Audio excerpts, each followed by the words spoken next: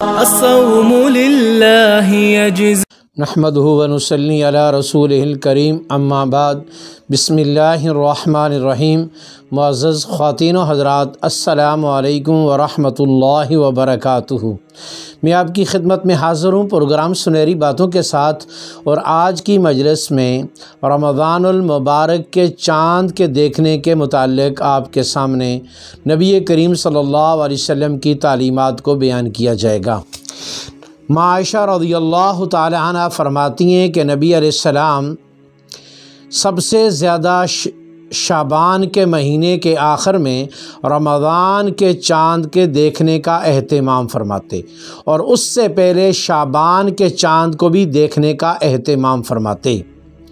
جب نبی کریم صلی اللہ علیہ وسلم اہتمام کے ساتھ چاند دیکھتے، اگر 29 شعبان کو چاند نظر آ جاتا تو نبی علیہ السلام رمضان کا اعلان فرما دیتے۔ اگر 29 شعبان کو چاند نظر نہ آتا تو نبی علیہ السلام پھر 30 شعبان پورے کر دیتے، اور پھر اس کے بعد اگلے دن رمضان کا روزہ رکھتے۔ تو لہٰذا مسلمانوں کو بھی چاہیے کہ وہ چاند کے دیکھنے کا اہتمام کریں۔ آج ہمارے ہاں رویت حلال کمیٹی کی وجہ سے عام مسلمان چاند کے دیکھنے کا اہتمام نہیں کرتے۔ رویت حلال کمیٹی کا دیکھنا بھی معتبر ہے، ان کا اعلان بھی معتبر ہے، لیکن ہمیں بھی آپس میں اہتمام کے ساتھ چاند دیکھنا چاہیے، کیونکہ چاند کی تاریخوں کا علم سنت علی الکفایہ ہے۔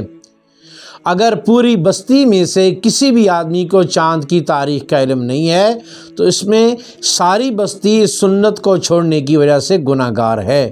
اگر کچھ لوگوں کو بستی میں سے چاند کی تاریخیں معلوم ہیں تو پھر یہ سب کی طرف سے کفایت ہو جائے گی۔